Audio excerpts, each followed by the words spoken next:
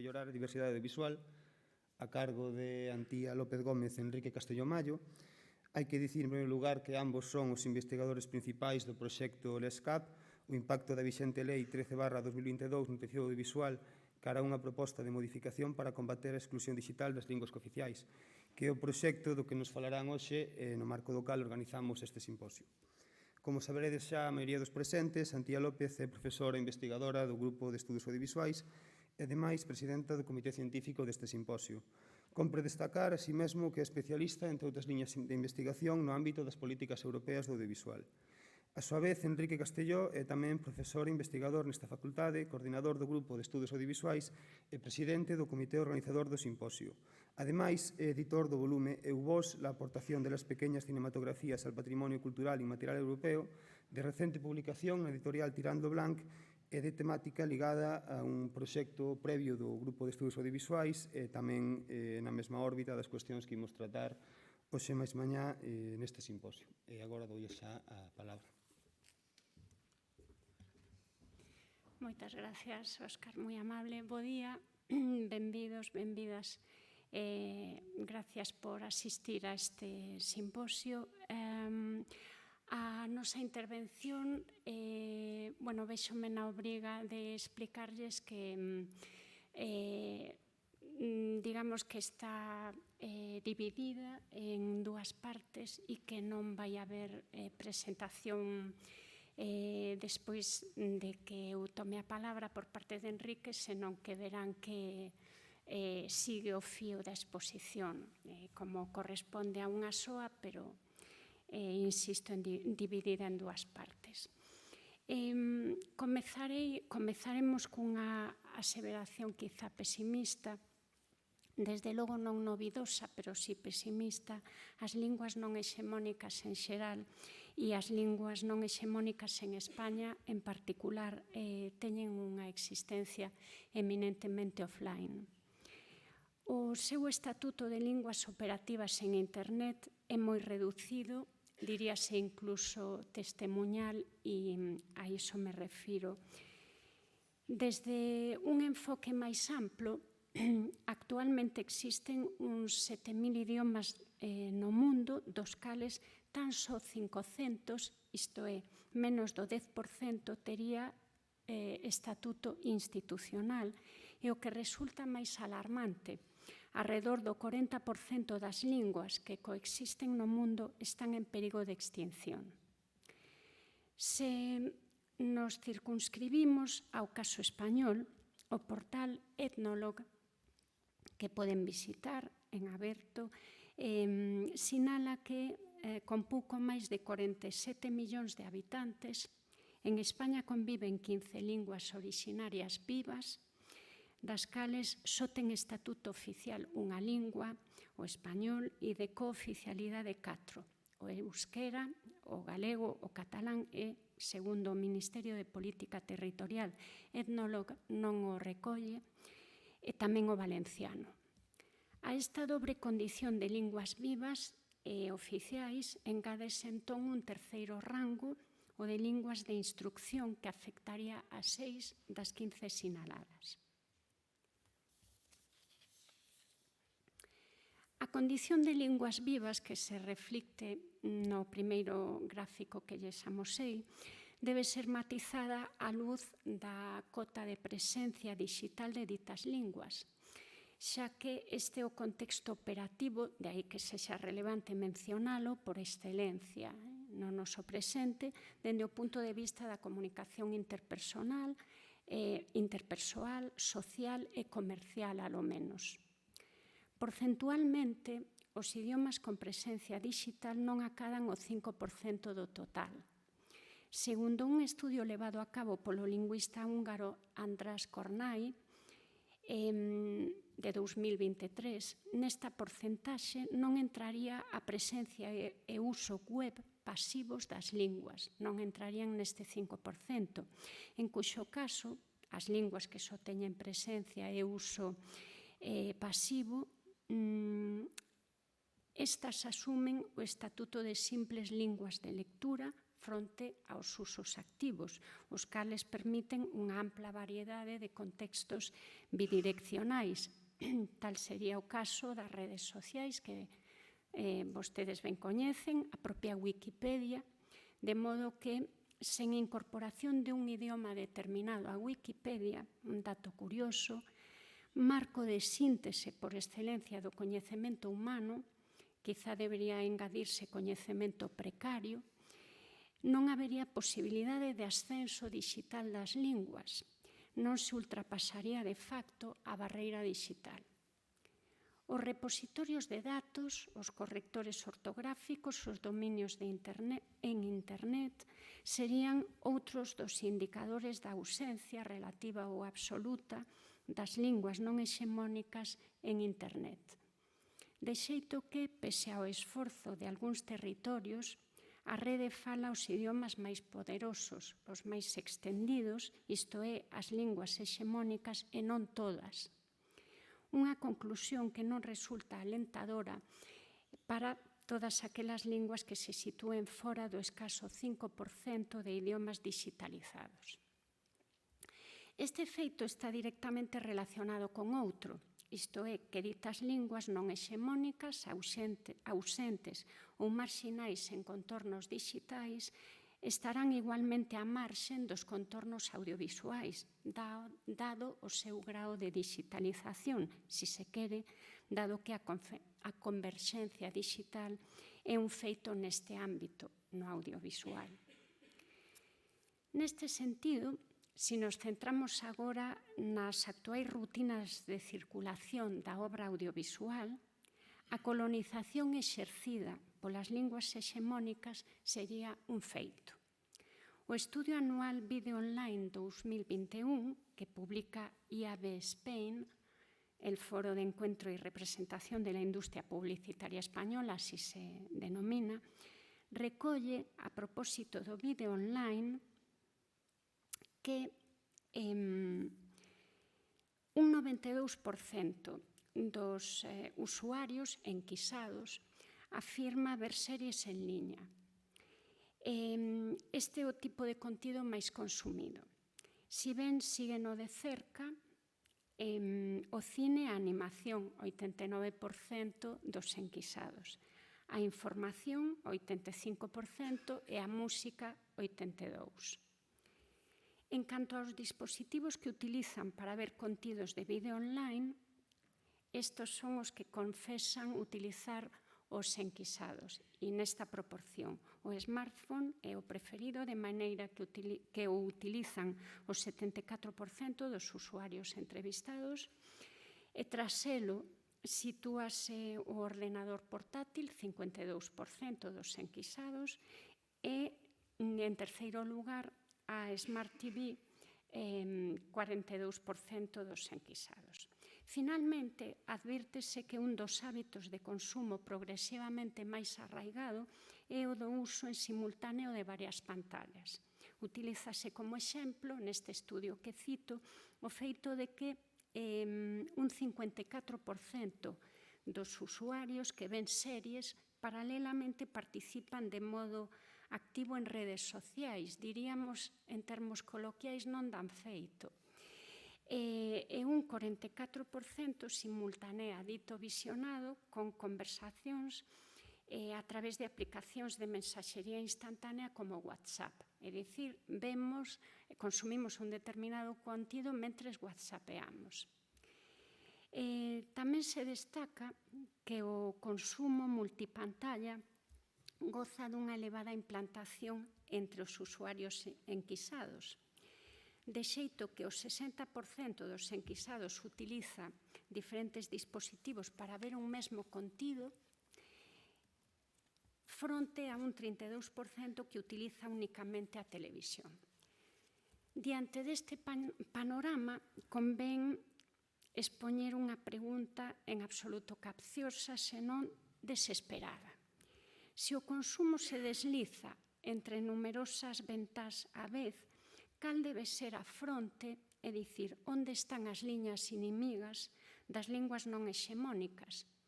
Como garantir a súa presenza cando a superposición, A simultaneidade é un feito consubstancial ao consumo audiovisual e incluso ao lecer tecnolóxico en xeral, sendo finalmente este consumidor de fragmentos quen decide e outorga cotas de presencia lingüística. Frente a isto, como opera con tal situación a vixente Lei Xeral da Comunicación Audiovisual de 2022? Comecemos polos principais eixos normativos que xustifican a elaboración e a aprobación da lei e que están contidos no propio corpo da lei. Primeiro, o reforzo da protección de menores, despois a regulación da concentración mediática empresarial, a continuación a limitación da emisión de publicidade, a inclusión de como mínimo un 30% de produción europea nas plataformas VOD, o fomento da autorregulación e da corregulación, o favorecimento da accesibilidade e, por último, o fomento da alfabetización mediática desde unha perspectiva crítica. Pois ben, aprecianse algunhas ausencias notorias, en concreto a diversidade, e a diversidade entendida en clave lingüística non está neses principios básicos que xustifican ou que alimentan a lei. Así, ou é por isto que grupos representativos da sociedade civil, tales como organizacións de consumidores e usuarios e organizacións de grupos sociais e culturais minorizados, quen, lonxe de ser unha mera fonte informativa, son grupos que deben exercer o seu dereito de acceso e de participación na comunicación e a cultura propias do contexto mediático, están fora, non foron convidados a tomar ningún tipo de decisión nin a deliberar sobre o proxecto de lei. Neste sentido, os propósitos da Directiva Europea de 2018, da cale transposición á Lei Xeral de Comunicación Audiovisual de 2022, os propósitos da directiva de defender os dereitos da cidadanía, o espazo cultural europeo e a industria audiovisual europea fronte á foránea, colisionarían coas ausencias que acabo de, ou coa ausencia particular que acabo de facer notar con respecto á lei española, e finalmente colisionarían co talante desregulador, porque non o trata, en materia lingüística da lei española. Si ben é certo que a Directiva Europea expón un acordo de mínimos regulatorios que deixa marxe de adaptación ás singularidades de cada Estado membro, a lei española pasa de puntillas por esa adaptación, reproducindo a lóxica de mínimos que xa está presente na directiva, máis propia entón do texto comunitario, e isto evidencia a falla de política cultural propia. A regulación de mínimos, xa vou rematando, tería sido incluso motivo de crítica revestida, iso sí, de preocupación por parte de algúns operadores de televisión como A3 Media, reunidos recientemente nun foro.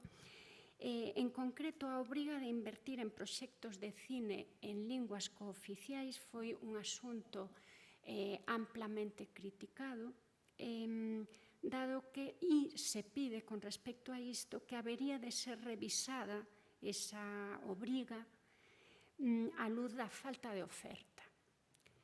E así, aínda cando se admite que de momento a lei non tería cambiado drásticamente o ecosistema da produción cinematográfica, en suma non lles afectou en absoluto, si tería comezado a producir efectos, eso nos dicen estes operadores privados, si tería comezado a producir efectos non desexados desde o punto de vista destes mesmos operadores, dada a dificultade que din encontrar para cumprir coas cotas no caso de algunhas linguas cooficiais, ao non haber a oferta de proxectos nuns casos, e noutros casos a oferta resultaría moi limitada, como ocorrería co valenciano. Cabe dicir que se poñan vostedes rapidamente a producir en galego porque se ve que non hai oferta. En canto á Televisión Española, que formaba parte deste foro, un dos operadores, polo tanto, non privado, pero que é un dos operadores aos que tamén facemos referencia, coincide cos privados en que a participación en producións internacionais noutros idiomas europeos debera computar para a porcentaxe de obrigatoriedade ao que aludimos, aplicando así un criterio mercantil e insolidario coas outras linguas, ademais do español, do territorio no que Televisión Española desprega o seu servicio público. Pois do contrario, se lles impide, dice Televisión Española aos seus representantes, reforzar a marca e gañar prestixio, que sitúan, como ven, a marxen das linguas cooficiais. Non é prestixioso animar e emitir audiovisual e particularmente cine en linguas cooficiais.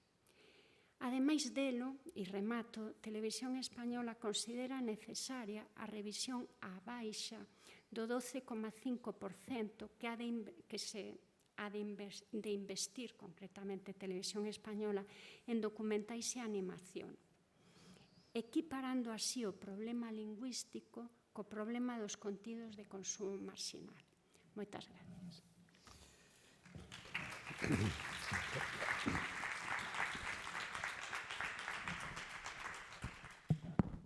Bien, en mi caso, llegados a este punto, ¿a qué nos estamos enfrentando? Es decir, ¿cuál es el contexto? Lo ha definido perfectamente la profesora López. ¿A qué nos estamos enfrentando? En primer lugar, estamos hablando de una desregulación y de una desregulación del sector audiovisual como pocas se han hecho. Es una desregulación larvada, pero no por ello menos apisonadora. De hecho, aquella desregulación que seguro que recordáis de secundaria, la desregulación, la desamortización de Mendizábal y demás, esto es un poco lo mismo, pero se está aceptando como algo, bueno, que no hay, que incluso va a venir a reforzar el sector, que nos va a hacer más competitivos, que nos va a hacer una cultura mucho más fluida y, por tanto, con mucha más proyección internacional, que es lo que se pretende, ¿no? Hay que ver qué estamos sacrificando por el camino. En segundo lugar, hay unos agentes operadores del sistema que, por supuesto, como ha planteado ya Antía, están absolutamente reticentes ante la posibilidad, siquiera, de incorporar la variable lingüística. Es decir, al final, cuanto mejor. Es curioso ya que se plantee una contradicción interterminis como es barrera cultural o barrera lingüística, cuando realmente las lenguas y las culturas abren toda barrera posible, ¿no? Pero es una utilización intencionada del lenguaje e intencionada de la cultura. Y, por supuesto, ahí vamos a un concepto que ha desarrollado el profesor Zallo de la Universidad del País Vasco largamente, y que incluso en la jornada que planteaba Margarita Ledo perante a nova lei de comunicación audiovisual incidió en este término, que es una cultura gratuita, pero gratuita tanto en el término de no costosa económicamente como en un término de una cultura gratuita, banal, superficial, ¿no? Al final tenemos una televisión española que cumple su servicio público en la medida que consigue audiencia, sea lo que sea. Si hay una televisión española que en este momento está anquilosada con todos los proyectos culturales que tenía en cartera, pero que sin embargo ha conseguido a través de Broncano igualarse a, bueno, pues competir en el horario de prime time, Televisión Española está haciendo su función de servicio público. Bien. Por tanto, nos enfrentamos a una cultura diletante. Una cultura diletante. La tubería tiene que ver con el pipeline, es un concepto anglosajón que tiene que ver tanto con lo que es la fluidez de los contenidos, ¿no? Se utiliza en procesos informáticos para que cualquier elemento en un proceso continuo, en un flujo de trabajo o lo que sea, cualquier pequeña discordancia se elimine. Las lenguas, las culturas distintas, pero también la gente que pensáis de forma distinta, son absolutamente abarridas, ¿no?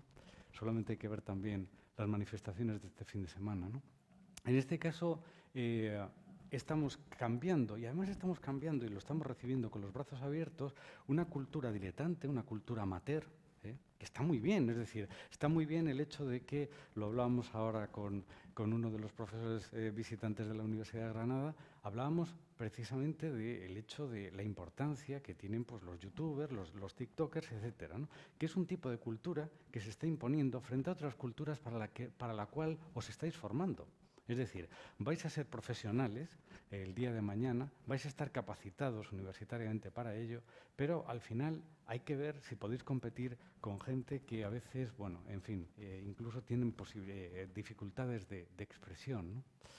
Y, por supuesto, una cultura global, una cultura que fluye. Dentro de esa tubería, dentro de esa metáfora de la tubería, una cultura que fluye, una cultura que no tiene atrancos, una cultura que no tiene barreras, entendiendo las barreras, obviamente, que ellos entienden como barreras, ¿no? Y en este caso, tiene que fluir a nivel planetario. Por tanto, si tenemos una lengua franca, o tenemos 2 o 3 lenguas francas, evidentemente va a ser mucho mejor que si tenemos multiplicidad de lenguas francas, ¿no? Por tanto, ¿cuál es el problema? El problema es que en Europa, que ha sido un elemento de resistencia, yo creo que hemos hablado en clase de lo que fue el Festival de Cannes y lo que es hoy, ¿no? Se ha transformado de una actividad y de un evento de proyección de cine militante, resistente al modelo posclásico hollywoodiense, se ha instaurado como un modelo de alfombra roja, de red carpet, de lo más cutre, ¿no? Pero, sin embargo, hay excepciones, obviamente, pero al final estamos en un modelo mucho más laxo, ¿no? Mucho más, y además con una proyección internacional mucho más amplia, ¿no? ¿Cuál es el modelo cultural, entre comillas o entre interrogaciones, europeo que se plantea? Es decir, ¿cuál es la cultura europea que en este momento se plantea? La UE la Unión Europea ha pasado de un modelo proteccionista que de alguna manera intentaba poner freno a esa especie de tsunami que suponía, pues como os digo, el modelo hollywoodiense primero y el modelo de la plataformización después, pues de esa visión economicista e instrumental de la cultura se ha pasado o se ha implementado concretamente en eliminar las marcas territoriales. Las marcas territoriales no son solo marcas paisajísticas ni nada de eso, sino que son marcas lingüísticas, marcas culturales, marcas de idiosincrasia de cada uno de nosotros, a marcas de identidad urbanas. Es decir, esas marcas, esos tópicos que son reconocibles por todos y que de alguna manera pues son los eventos, el Mobile World Congress, por ejemplo, en Barcelona, el Camino o Camiño en Galicia, como grandes elementos de flujo de turismo, ¿no? Es decir,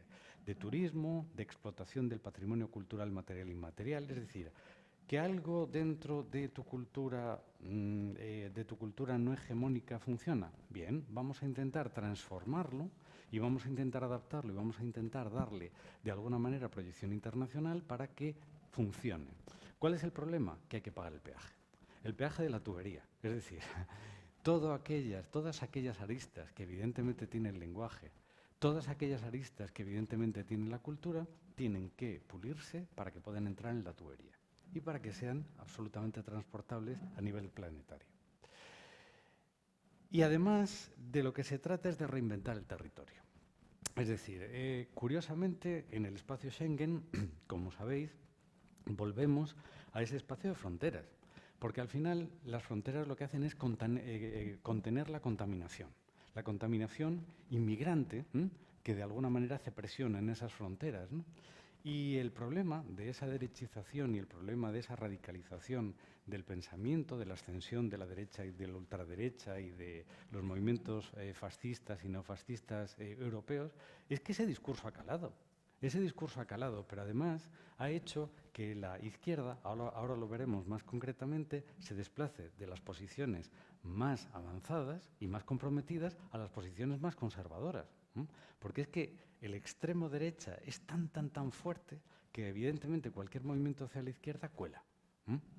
Y es algo que la verdad es que es bastante triste, ¿no? Sobre todo porque cualquier elemento o pensad en cualquier ciudad. Santiago de Compostela, ¿no?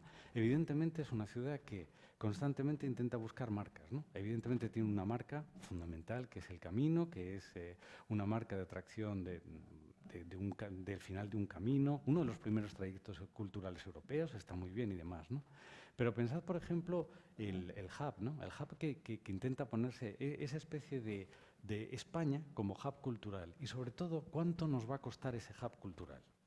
Porque ese hub cultural, evidentemente, lo necesitamos, nos partimos la cara por conseguirlo, pero ¿cuánto nos va a costar eso a nivel cultural? Ahora os explico. Este es el modelo cultural europeo. Estas son dos instantáneas tomadas en este verano. Las dos corresponden a Santiago de Compostela y, evidentemente, veis esa especie de turismo masivo, ¿no? Esa especie de turismo masivo que ha hecho que incluso gente que vive en la ciudad la experimenten, y ahí está la paradoja, como algo ajeno. ¿Por qué? Pues porque, una pregunta, el número de tiendas, de comercios, etcétera, en el casco antiguo de Santiago, ¿creéis que ha subido, que ha bajado o que se ha mantenido? Que ha subido, se ha mantenido, sin embargo ha cambiado totalmente. Ya no hay tiendas de proximidad, es un lujo, es decir, una tienda de ultramarinos, una frutería, etcétera, no. Entonces, son tiendas orientadas a este público, pero no al público que reside en esas viviendas. Y, obviamente, pues, por supuesto, la presión turística, la presión de los alquileres, el turismo o el alquiler turístico, etcétera, están haciendo de Santiago de Compostela una ciudad difícilmente habitable. ¿De acuerdo?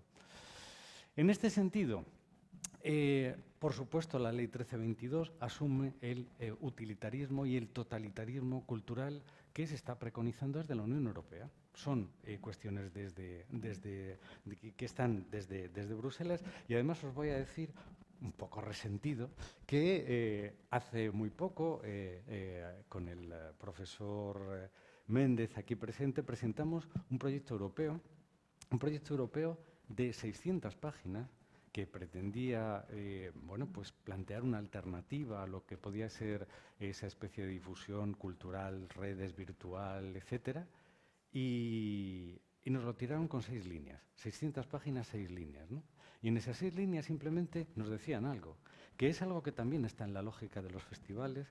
Margarita sabe bastante de eso, y es que los festivales también están ejerciendo una labor de, decidme, o sea, permitidme con ciertas comillas, de censura. Es decir, no es que no te permitan la difusión, simplemente que tiene que encajar, y tiene que encajar en esa tónica general en la que se han afincado también los festivales, ¿no? Y en este sentido, bueno, pues evidentemente lo que estamos planteando es una cultura que carece de fuerza crítica, que no cambia las cosas, que lo único que hace es cuáles son los modelos que están funcionando a nivel económico, vamos a potenciarlos, y por tanto no hay gobernanza participativa, que por cierto es una de las cuestiones que está en todos los ordenamientos jurídicos máximos y mínimos de la Unión Europea, la gobernanza participativa. Sí, ya lo sé, me vais a decir, oye, que ahora en todas las leyes hay un periodo de consulta. Sí, por supuesto, un periodo de consulta que está demostrado que no vale para nada. Es decir, las comisiones se montan, se saca una ley durante un periodo de consulta y se incorporan aquellas cuestiones más de maquillaje y de retoque, pero desde luego no las cuestiones fundamentales de la ley. De ahí que tengamos un ordenamiento como el que tenemos en la Unión Europea. Bien, el problema es esa concepción, como os decía, de izquierdas. Todo cuela. Es decir, tenemos una derecha tan canalla, tan abierta, es decir, los eslóganes que en este momento utiliza Fratelli d'Italia o la Alianza por Alemania o Unión Alemana, la Alianza por Alemania, son tan descarados y son tan racistas, tan xenófobos y tan abiertamente insultantes que vulnerarían, por ejemplo, la ley de memoria histórica en España y el resto de las leyes de memoria históricas a nivel europeo. Y, sin embargo, nadie dice absolutamente nada, ¿no? Es decir, los italianos han tenido que soportar una marcha sobre Roma, una nueva marcha sobre Roma, eso sí, unos cuantos después que la que protagonizara Benito Mussolini, ¿no? ¿Y por qué? ¿por qué tenemos esa especie de rostro de Mr. Handsome, ¿no? Como le suelen llamar, ¿no? ¿Por qué de alguna manera nos hemos plegado, o un gobierno pretendidamente progresista, pretendidamente de izquierdas, se ha plegado a una concepción de la cultura y sobre todo a los intereses de esos grandes grupos multimedia a los que se referían a esas plataformas y demás? ¿Por qué? Es decir, ¿qué se espera a cambio? Desde luego, ahí lo tenéis, es decir, la venta del... Bueno, en el fondo la historia se repite. En un determinado momento el franquismo después de la autarquía, ya sabéis, del año 52, la firma de los pactos, primero con la Santa Sede, después con el gobierno norteamericano a cambio de las bases militares en territorio europeo, lo que planteaban ni mucho menos era de alguna manera dar facilidades a cambio de algo, ¿no? En este caso lo que se plantea es: ¿queréis un hub para España? Perfecto. Bueno, pues lo que hay que hacer es allanar el camino normativo para que las plataformas se instalen aquí. De manera que una plataforma se instala aquí, pero no paga los impuestos de aquí, ni tiene las obligaciones de aquí. ¿De acuerdo? Es decir, es como una especie de ente que en tanto nos da un beneficio a todos, faltaría más, hay que agradecérselo, y además crea no sé cuántos puestos de trabajo, la misma milonga que tenemos con Altri, ¿de acuerdo? En tanto crea, es decir, habría que ver cuántos puestos de trabajo se crean y cuántos se destruyen, pero evidentemente lo que se ve a simple vista es cuántos puestos inmediatos vas a crear, ¿no? Con lo cual, fijaos que el modelo es crear un modelo de cultura adaptada a lo que se necesita en cada momento y que sea fluido a nivel planetario. Y eso es ni más ni menos el Spain AVS Hub, ¿no? Y en segundo lugar, fijaos que y vuelvo a términos franquistas, contubernio. Hay un contubernio larvado entre el gobierno y los grandes grupos multimedia. Y es la concepción del profesional independiente. Cuidado, que os pueda aburrir, pero hasta aquí. Y hasta aquí porque esto os toca directamente. Si queréis ser productoras y productores independientes, que sepáis que el día de mañana os podéis ver con la siguiente paradoja.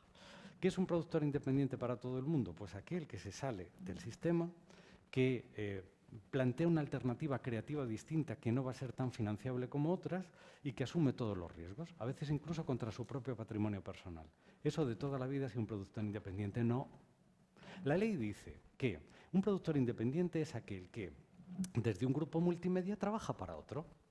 Entonces, yo quiero beneficiarme de las subvenciones de producción independiente. No hay ningún problema. Yo lo que hago es que te digo, mira, A3 Media, préstame a uno y yo, Mediaset, el día de mañana te presto otro. Hay un flujo y al final son los mismos, los peces gordos, las grandes ballenas, las que se van a seguir llevando esas pequeñas subvenciones que, en algunos casos, han permitido que algunas producciones salgan adelante y además algunas buenas producciones. Bueno, pues al final hay como una especie de asunción de que aquella máxima europea de las televisiones europeas de formar, informar y entretener se va a quedar en el tercer supuesto, en el entretener, ¿no? Y sobre todo las propuestas pueden ser lo más cutres que os podáis imaginar. Solamente tenemos esa especie bueno, una de esas falacias puramente aquinianas, ¿no? Es decir, la falacia ad populum, ¿no? Es decir, si lo dice mucha gente, evidentemente la cosa no puede estar mal. Con lo cual, si hay mucha gente que ve este programa, si hay mucha gente que ve este tipo de televisión, a lo mejor los equivocados somos el resto. En todo caso, la alternativa, y ahora sí que termino porque me gustaría que tuviéramos algo de debate durante un rato, pues la alternativa las alternativas a la 1322, voy a dejarlo solamente en tres grandes que podrían ser de alguna manera el incentivo para poder debatir otras posibles. La primera es, desde luego, plantear un tratamiento singular de la cultura. Necesitamos un tratamiento singular de la cultura, sobre todo esa alternativa a la lógica clientelar. La lógica clientelar de una cultura que es clientelar de un gobierno que a su vez es clientelar de una serie de grandes grupos multimedia y de plataformas. En segundo lugar, respetar esa producción independiente frente a la concentración de grupos multimedia. Es decir, un grupo multimedia no hace producción independiente, es una contradicción, ¿de acuerdo? Por tanto, no lo puede enmascarar la ley. Y el tercero, que se me ha ido por ahí, pues favorecer la diversidad lingüística y favorecer la diversidad cultural. Europa siempre ha sido y se ha construido después de muchos siglos de guerras, de confrontaciones. Quiero decir que el ideal europeo no es ni mucho menos laxo, ¿no? Lo retrataba muy bien en aquel diálogo que analizamos en alguna ocasión de Harry Lime, cuando le dice en El tercer hombre, dice, bueno, ya sabes lo que dicen, ¿no? En Europa, en Italia, en el Renacimiento, durante 30 años no hubo más que muertes, asesinatos, pero surgieron Leonardo da Vinci y Michelangelo. Mientras, en Suiza, tuvieron 500 años de paz, amor y democracia. ¿Y cuál fue el resultado? El reloj de Cuco. Bien, tenemos que ver con qué nos quedamos, si con el Renacimiento o con el reloj de Cuco. En este caso depende de vosotras y de vosotros, y esto no es un guiño, sino una llamada desesperada. Es decir, seguramente nosotros no veamos ya un cambio sustancial, pero vosotras y vosotros sí podéis impulsarlo. Y eso empieza amueblando la cabeza muy bien, que me consta que lo vais a hacer, y desde luego teniendo ganas de cambiar las cosas. Gracias.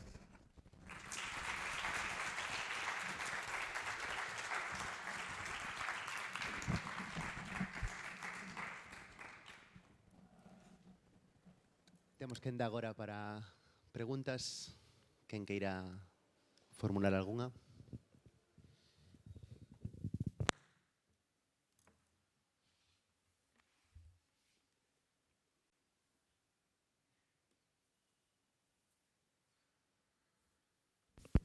No nos dejéis solitos.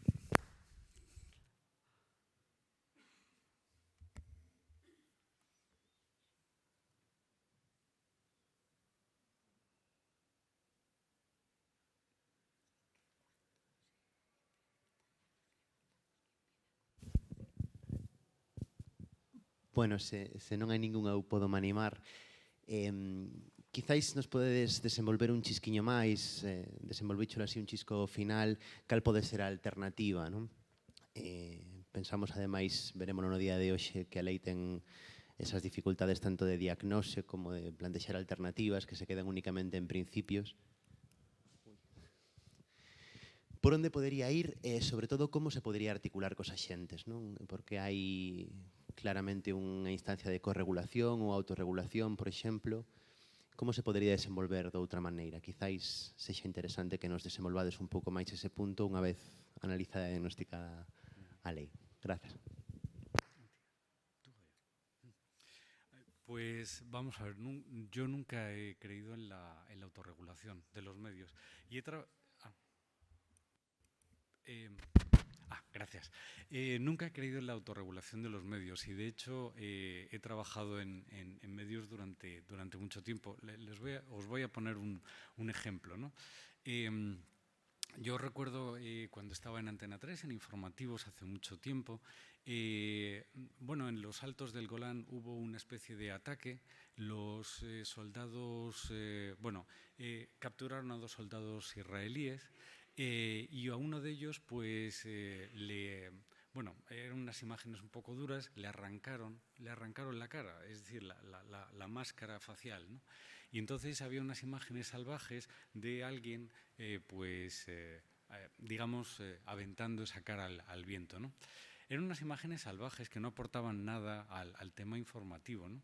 Y recuerdo que en el consejo de redacción que teníamos antes del informativo, pues la gente que nos ocupábamos de la imagen hicimos ver ese planteamiento. Pero, bueno, pues obviamente los editores del programa, del informativo, dijeron que eran imágenes impactantes, que nos iban a colocar, y efectivamente nos colocaron en prime time. Esas imágenes salieron en todas partes, ¿no? Al final es quién se atreve a darlas, ¿no? Y recuerdo que teníamos un defensor del espectador. Es decir, es como estos departamentos de servicio de atención al cliente que están, bueno, pues para canalizar dudas, para canalizar reclamaciones, pero, en fin, siempre con los intereses de la empresa, ¿no? Y recuerdo que hubo una reclamación formal, incluso de asociaciones de padres, a las 9 no se ponen ese tipo de imágenes y demás.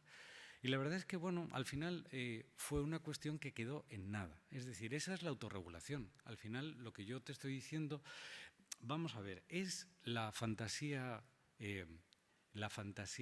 No. Es la utopía anarquista, que no es una fantasía. Érico Malatesta planteó en su día que si fuéramos capaces de autorregularnos, no tendría que existir ni la policía, ni los jueces, ni demás. Efectivamente, los medios han demostrado que no son capaces de autorregularse. Luego tiene que existir una ley que sea lo suficientemente valiente y además que no tenga ningún problema en enfrentarse. ¿Cuál es el problema? El problema es lo que han hecho siempre. Si tú me pones difíciles las cosas, me voy y tengo dónde irme. Y siempre va a haber alguien que me acoja mejor que tú. Que la Unión Europea se pone estricta. Bueno, pues me voy al Reino Unido. Y al Reino Unido fue la carta que jugó. Afortunadamente no les ha salido mal con el Brexit. Se iban a convertir en el universo financiero, en el paraíso financiero, haciendo cosas que no le permitía hacer la Unión Europea. Por cierto, otra de las fantasías que hay que agradecerle a Nigel Farage, que han llevado obviamente a una de las crisis más profundas que en este momento tiene o ha sufrido el Reino Unido, ¿no?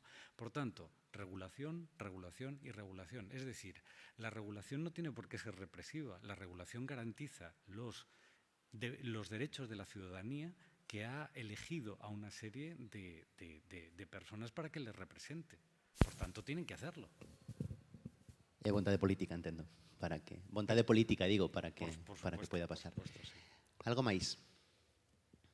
Roy. Nesta liña, digamos, quería preguntar un pouco como vedes vos esta regulación de grandes corporacións tipo Netflix, HBO, etcétera, que son xigantes globais, como eso se pode regular e ese xogo doble que hai, digamos, porque a lei sí que ten algúns puntos de control, sobre todo no tema lingüístico, para plataformas situadas en España, en teoría, e despois temos eso de Netflix, HBO, Disney, etcétera, que traballan en España, producen en España, etcétera, pero non sabemos por qué están, bueno, sí que sabemos por qué están en Holanda, non? Por exemplo. Entón, como se podería, supoño que sería a un nivel europeo, pero incluso con grandes xigantes como estes, que son americanos, poñerlle, entre comillas, portas ao campo, ou ese gran campo global no que esa globalización na que estamos, para protexer pois, estas pequenas culturas. Ola, Roy. Pois imos ver. Enlazo algo que quería contestarlle a Pablo e aproveito para contestarche polo menos parcialmente a ti. A lei é unha lei inoperante, é dicir, inicialmente desde aquí mesmo parecía ou desde logo o sostiña que a lei podía ser revisada e o proxecto de investigación así o plantea. A lei pode ser revisada, pode aconsellarse un cambio de rumbo e, polo tanto, parcheala, pero é imposible, porque a lei, digamos que ten unha filosofía nese sentido moi clara e moi inmobilista. É dicir, bueno, somos unha lei que nace para como transposición dunha directiva, acollémonos os mínimos, pero non imos movernos moito máis. Por lo tanto, a lei é inoperante e iso é un problema. E é inoperante especialmente no tocante ás grandes plataformas, bueno, a todas as que operan no campo do vídeo baixo demanda, o streaming, etc. etc. Que pasa? Pois que particularmente Francia e Alemanha, a hora de transpoñer a directiva de 2018, digamos que só modificaron a súa legislación vixente para acotar o campo de operacións de Netflix, HBO, etc. Pero no caso español se pasou de puntillas, como decía antes. Hai un momento, polo tanto, vocacionalmente non é unha lei pensada para regular este asunto. De feito, non se toma como patrón os usuarios, é dicir, donde emites, ali donde chega a túa oferta, pois tes que acatar as leis vixentes nese lugar, senón que, ti operas desde Holanda e coas leis holandesas. Entonces, desde ese punto de vista, non hai nada que facer con esta lei, tería que cambiar totalmente o campo operativo. Non sei se Enrique quería comentar algo máis. En relación ás posibilidades que se poidan abrir ca lei galega, non? Sabemos que se filtrou ese proxecto de lei da televisión e que se está debatindo a lei do audiovisual, presentouse unha iniciativa legislativa popular para a lei audiovisual galega. Se a lei estatal, dadas estas circunstancias que describes, Antía, que espazo nos quedaría na lei galega para mellorar isto? O amparo da lei española, ningún. O amparo da directiva, todo o que queiramos. De acordo, é dicir que nese sentido está todo por delimitar correctamente, quero decir, cos intereses de un espacio con lingua propia, con audiovisual propio e con expectativas específicas. Outra cousa é que os artífices desa lei, en primeira instancia, teñan política audiovisual con especificidades. Entonces, eso non o sabemos de ningún modo. Vamos a ver, pinta mal si ten un percorrido parlamentario coa maioría que temos, que hai, pero non sei, ao mellor resulta que os grupos de presión son capaces de cambiar o rumbo das cousas, pero a resposta xa tes ti mellor que a mí. Non sei.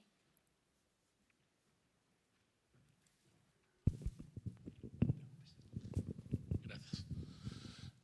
Un par de comentarios o preguntas. Uno de ellos tiene que ver con el tema de la globalización de la cultura, que para mí es todo lo contrario a la diversidad cultural, y que hace ya bastante tiempo que vengo hablando de que el peor enemigo de la cultura es el logaritmo, ¿vale? El famoso logaritmo que parece que trabaja solo, pero que al final hay personas detrás de ese logaritmo. Pero cuando entramos en plataformas y de repente te sugiere que ve cómo has visto esto, ve lo siguiente, cómo has visto eso, ve lo siguiente, la sensación que yo tengo es de estar siempre viendo lo mismo. Y muchas veces agradezco que venga alguien a casa y me manipule el algoritmo, es decir, haya elegido algo diferente para que me sugieran algo diferente. Creo que estamos llegando a una visión única, elemento único.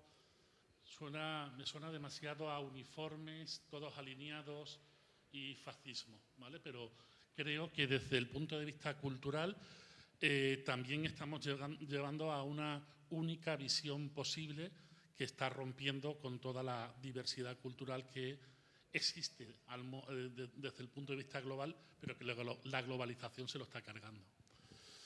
Y la segunda reflexión que quiero hacer también tiene que ver con el concepto de hub que hemos hablado antes. Yo también me da la sensación que estamos de nuevo volviendo a esa idea de los 60, en el que era Andalucía plató de cine, España plató de cine. Permitirme que hable de mi tierra, de Andalucía, porque es donde más se sufrió todo esto, donde se crearon unos estudios magníficos para hacer spaghetti western y que al final lo que ha quedado es el poblado del oeste, que si van por Almería a tabernas pueden visitarlo e incluso hay un espectáculo. Pero no quedó industria, ¿vale? De eso también quizá hable luego, si el tiempo me lo permite. Entonces me da la sensación de que todos estos hubs lo único que quieren es atraer rodajes de otros aquí y no rodajes nuestros. Por lo tanto, nuestra visión del mundo no va a estar ahí, sino volvemos de nuevo a los viajeros románticos. Alguien de fuera nos tiene que decir cómo somos nosotros. Quizá por eso hay en alguna que otra película norteamericana encierros de toros corriendo por las calles de Sevilla y no por las de Pamplona. Lo digo por ese temor. El problema es que siempre parece que estamos hablando de temores, de miedos, pero es que la estamos viendo venir y no hay mucho cambio. Permitirme esas par de reflexiones, no son preguntas en sí. Sí, no, muy brevemente, lo de la lógica del spaghetti western, más tarde del Europudding, es decir, esa especie para poder obtener diferentes financiaciones europeas, tener un director de fotografía italiano, un director francés, un guionista, etcétera. Bueno, pues evidentemente está ahí, ¿no? Yo siempre recuerdo la entrevista que le hicieron a Clint Eastwood, ¿no? Cuando venía a hacer spaghetti western y bueno, decía que, claro, él no confiaba en las líneas aéreas españolas y se hizo todos los recorridos en coche desde Madrid, ¿no? Es decir, que finalmente estamos hablando de, tú lo has dicho, Fran, muy bien, es decir, no se trata de utilizar un decorado, ¿no? Pero vamos, Conan el Bárbaro, ¿no? Al final Arnold Schwarzenegger lo que quería era en 5 meses de rodaje, en 5 meses que duró el rodaje, tener las nieves de Segovia, los paisajes rocosos de la cornisa noroeste, etcétera, y finalmente el desierto de Almería, ¿no? Pues al final es un decorado que ellos necesitan. ¿Se crea industria con eso? No, pero ¿quién quiere industria? Es decir, es en ese sentido un territorio que se pone en valor en la medida en que sirve a mis intereses. Yo no llego para dar o para crear riqueza, llego para nutrirme y seguir creando mi propia riqueza. Es un proyecto colonial. Es un proyecto colonial como lo fue en aquel momento el tema del spaghetti western, que por cierto, poca gente sabe que Leone no quería a Clint Eastwood, quería a Coburn, pero en aquel momento tenía una tarifa elevadísima y cogió a Clint Eastwood, ¿no? Y finalmente eso lo hizo famoso, ¿no? Pero sí, por supuesto, me parece un ejemplo maravilloso el que pone, sí, totalmente.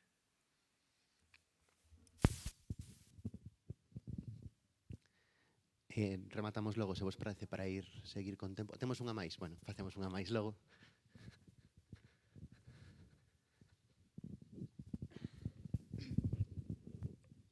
Bueno, creo que esta é unha cuestión que igual se dilata, ou unha reflexión que igual se dilata un pouco máis do que máis alá do que é Alex Cab, pero me xorde un pouco de Enrique cando sinalas esas propostas que me parecen unha especie de ideal para xerminar esa especie de resposta revolucionaria ou antisistema ante o que vexo un pouco unha inevitabilidade na desembocadura do que é esa especie de oligopolio audiovisual ou incluso mediático do que estamos falando, que non me parece para nada unha distopía, visto o visto. E nada, o que quería preguntar un pouco é esta especie de resposta ou posibilidade de resposta parte tanto dun marco legislativo, que neste caso estamos falando do marco estatal, cando o que parece que impera é esa especie de tendencia a manufacturar ou mercantilizar todo o tempo os contidos audiovisuais, a volvelos, bueno, ás veces, por exemplo, pois a mercantilización ou a manufacturación do folclórico aquí nas culturas que non son hexemónicas, do que falades vos, unha manufacturación tamén do paisaxístico. Temos esa tendencia, supoño, tamén a mercantilizar absolutamente todo. Non sei se a solución ou esa alternativa se atopa tanto na legislación ou no marco xurídico como nunha especie de punto ou o sea, se trata dun elemento máis sociolóxico, cultural, non sei, me deu por vaguear esa especie de reflexión. Quería saber o que pensades. Bueno, en primer lugar, gracias por llamarme revolucionario antisistema, ¿no? Me siento, bueno, en fin, rejuvenecido, muchas gracias. Claro, es muy sintomático. Tendemos a separar, esta es la desafección con nuestra clase política, que tendemos a separar la respuesta social de la jurídica. Las leyes, por definición, son eso que hay que mover, porque es polvoriento, que hay que arrastrar y demás, ¿no? Cuando realmente deberían ser la expresión de la voluntad del pueblo, ¿no? Al final, eso es la democracia, ¿no? Una ley tiene que ser la expresión de la voluntad del pueblo, ¿no? Entonces, evidentemente, las cosas no cambian, es decir, no podemos ser ingenuos, las cosas no cambian si no hay una resistencia, y en este momento la hay en el sector. Por ejemplo, el tema de los productores independientes. Perdonad que insista, pero es que el día de mañana os podéis ver como productores independientes, como productores asalariados. Eso es una barbaridad. Si no nos resistimos, si no hay foros que pongan un poquito de orden, un poco de sentido común en esto, nos vamos a ver con esa barbaridad, ¿no? Entonces, evidentemente, estoy totalmente de acuerdo contigo. No es un tema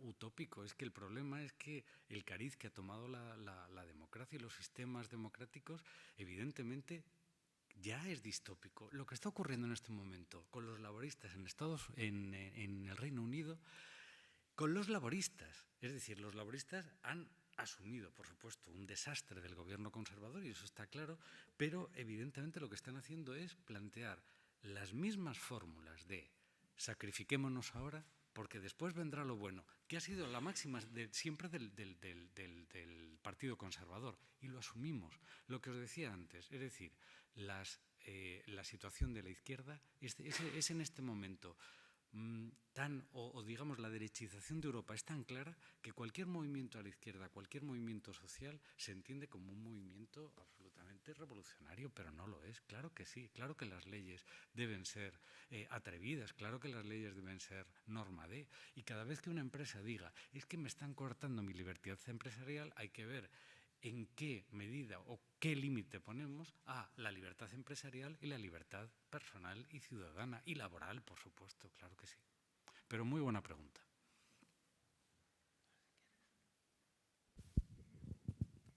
Quería solamente decir unha cuestión máis que, bueno, si antisistema é rebelarnos contra o Estatuto de República Bananeira tamén desde o punto de vista cultural, claro que hai que ser antisistema. Podémoslo deixar aí, penso, non? Pois moitas grazas, Enrique e Antía, e damos paso a Daryl Perrins.